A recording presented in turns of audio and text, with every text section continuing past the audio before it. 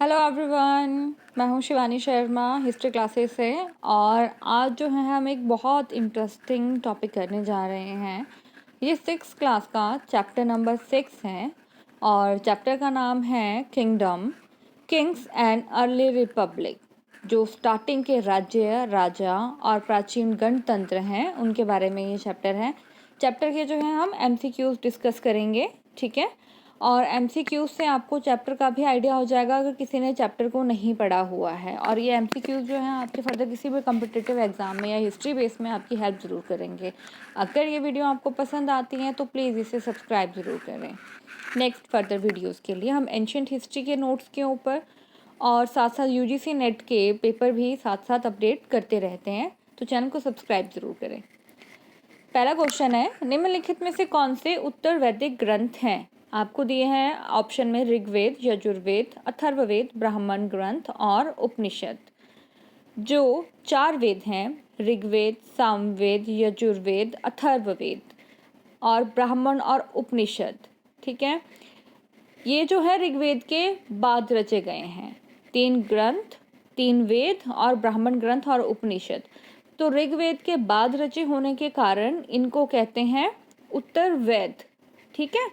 तो इसलिए इस क्वेश्चन का आंसर क्या हुआ? इस क्वेश्चन का आंसर हुआ सॉरी, मैंने ये ऑप्शन आगे थी, इसमें वो नहीं आई है। इसमें ऑप्शन थी कि आपको आंसर बताना है कि केवल 1 या 2, 1, 2, 3 या केवल 4 और 5, या डी ऑप्शन है 2, 3, 4 और 5।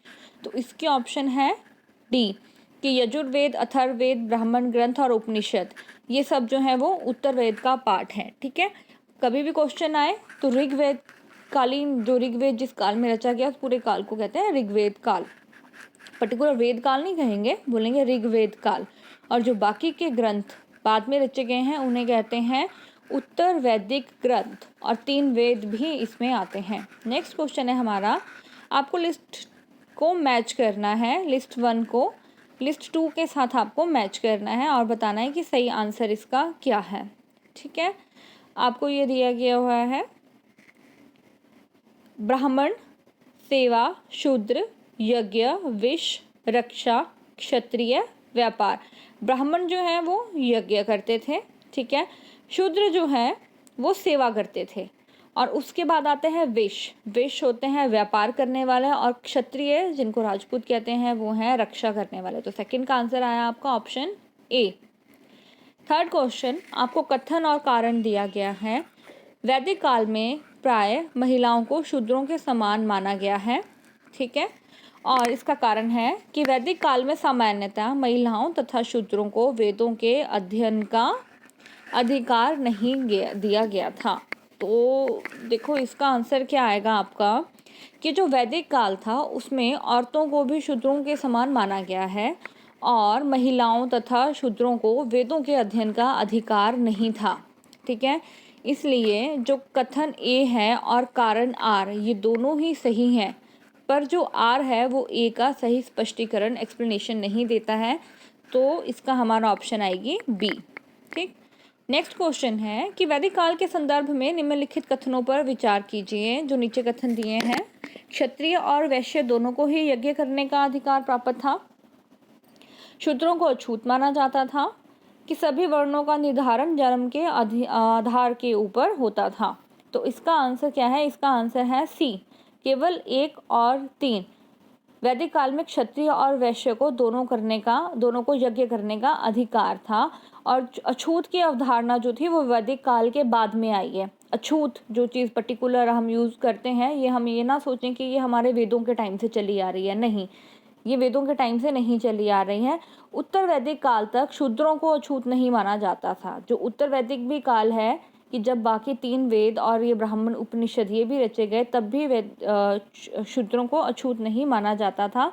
बट जो उसके बाद के काल स्टार्ट हुए और वर्ग का डिवीज़न हुआ, तब जो है लोगों को अछूत जो है ये शब्द जो है नया आया और तब उन लोगों को, शूद्रों को जो है वो अछूत माना गया है, ठीक है। और जो वैदिक काल के अंत तक, ठीक है, कि उत्तर वैदिक काल में सभी वर्णों का निर्धारण जन्म के आधार पर ही होने लगा था, ओके। तो इसका आंसर क्या आया फोर्थ का हमारा? सी, कि केवल 1 और 3, वैदिक काल में शूद्रों को अछूत नहीं माना जाता था। 5वां है, वैदिक काल के संदर्भ में निम्नलिखित कथनों पर विचार कीजिए। इसमें भी आपको बताना है सही आंसर कौन सा है। ब्राह्मणों द्वारा बनाई गई वर्ण व्यवस्था सभी के द्वारा पूर्णतः स्वीकार नहीं की गई। सेकंड है कि उपमहाद्वीप के पूर्वोत्तर क्षेत्रों में पुरोहितों का प्रभाव बहुत सीमित था। इसका आंसर है सी, ये दोनों ही उपयुक्त जो कथन हैं वो दोनों ही सत्य हैं। 6, पुरातत्वविदों ने जनपद नामक इकाइयों की कई बस्तियों की खुदाई की है। ये जनपद या बस्ती निम्नलिखित में से किस और किन स्थानों पर हैं? जनपद जो है वो कहाँ कहाँ से मिले हैं? जो हमारा पुराना किला दिल्ली का एरिया, हस्तिनापुर मेरठ में, और अतरंजी खेड़ा एटा, यहाँ सभी से जनपदों के एविडेंस मिले हैं। तो इसका आंसर है डी। जो महायज्ञ करते थे राजा, वो एक जन के राजा नहीं होते थे, वो पूरे जनपद के राजा जो है माने जाने लगे थे। और जनपद का शाब्दिक अर्थ होता है जन के बसने की जगह। तो ये जो तीनों स्थान हैं, ये तीनों ही जनपद नामक इकाइयों की नई बस्तियों के स्थान पे जो है ये मिले हैं। तो 6 का आंसर है डी। 7 क्वेश्चन कि महाजनपदों के संदर्भ में निम्नलिखित कथनों पर विचार कीजिए। आपको बताना है कि कौन सा इनमें से सही है। महाजनपदों की कई राजधानियों में किलेबंदी की गई थी। सेकंड, राजा सेना रखने लगे थे जिसे वेतन दिया जाता था। 7 का आंसर है हमारा ए, क्योंकि 2500 साल पहले जनपद जो हैं कुछ बहुत इंपॉर्टेंट हो गए थे, बट राजा उनको वेतन नहीं देते थे और परमानेंट सेना नहीं होती थी। तो 7 का आंसर आएगा हमारा ए। 8 क्वेश्चन कि महाजनपदों की कर प्रणाली के संदर्भ में निम्नलिखित कथनों पर विचार कीजिए। प्रायः उपज का 1/3वां हिस्सा कर के रूप में निर्धारित किया जाता था, जिसे भाग कहा जाता था। एंड सेकंड, कारीगरों को श्रम के रूप में कर का भुगतान करना होता था।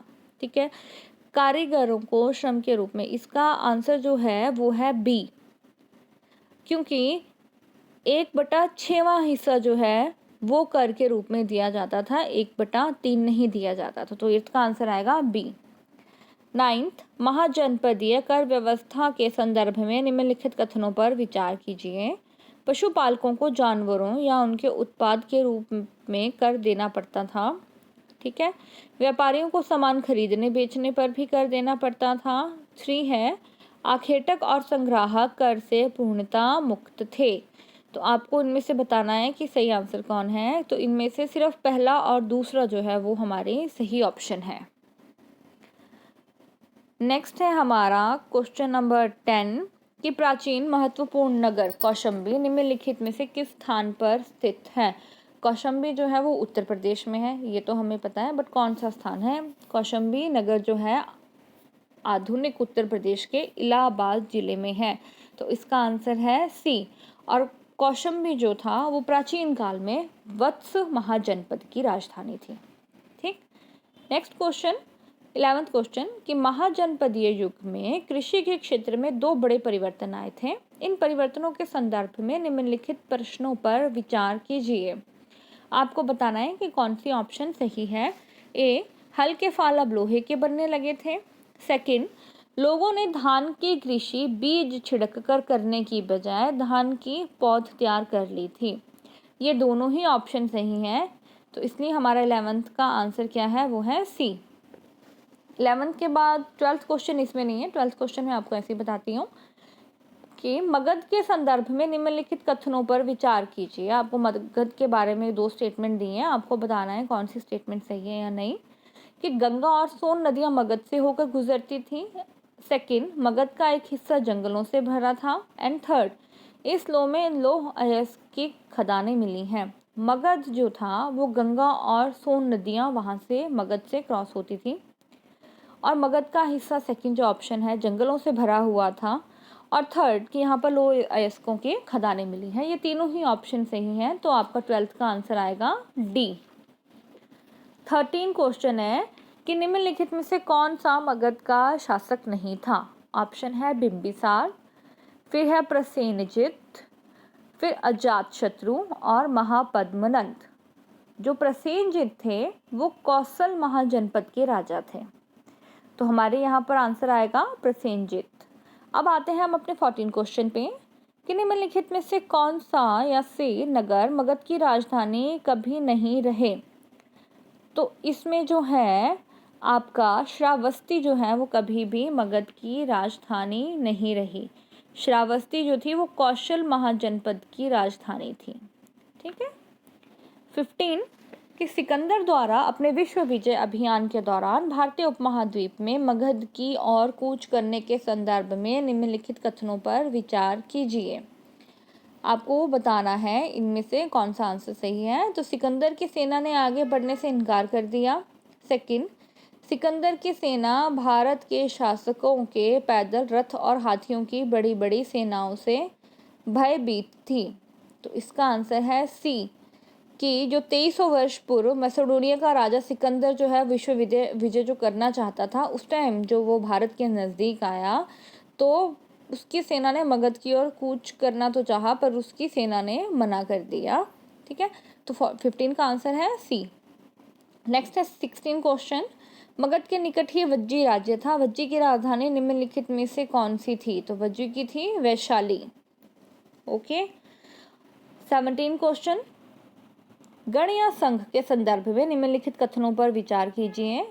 फर्स्ट ऑप्शन है एक ही शासक के अधीन एक विशाल राज्य क्षेत्र गण या संघ कहलाता था। सेकंड, बुद्ध तथा महावीर दोनों ही गण या संघ से संबंधित थे। इसकी ऑप्शन है हमारी सेकंड। ठीक है।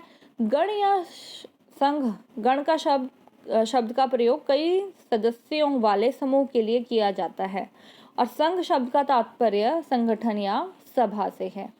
तो 17 का आंसर क्या आया, केवल 2 जो है आपका कथन सही है। 18th क्वेश्चन यहाँ नहीं है। 18th हम देखते हैं कि गणों या संघों पर निम्नलिखित में से किस शासक ने विजय प्राप्त की थी। मौर्य, गुप्त, कुषाण और सातवाहन। ठीक है। गुप्तों ने जो थी गण और संघ पर विजय प्राप्त कर उन्हें अपने राज्य में मिला लिया था। 19th क्वेश्चन, दीघ निकाय निम्नलिखित में से क्या है। जैन ग्रंथ, बौद्ध ग्रंथ, ब्राह्मण ग्रंथ, उपनिषद। दीघ निकाय बौद्ध ग्रंथ है। 20th क्वेश्चन जो हमारा लास्ट क्वेश्चन है इस चैप्टर का, कि अजात शत्रु वज्जी संघ पर आक्रमण करना चाहता था। उसने उस विषय पर सलाह के लिए अपने एक मंत्री को बुद्ध के पास भेजा था। अजात शत्रु के उस मंत्री का नाम निम्नलिखित में से क्या था। तो अजात शत्रु ने अपने मंत्री वस्सकार को वज्जी संघ पर आक्रमण के संदर्भ में सलाह लेने हेतु बुद्ध के पास भेजा था। तो 20th का आपका आंसर है वस्सिकार, सी। इसके साथ हमारे इस चैप्टर के MCQs खत्म होते हैं। एंड प्लीज़ नेक्स्ट वीडियो के लिए आप चैनल को सब्सक्राइब ज़रूर करें। Thank you.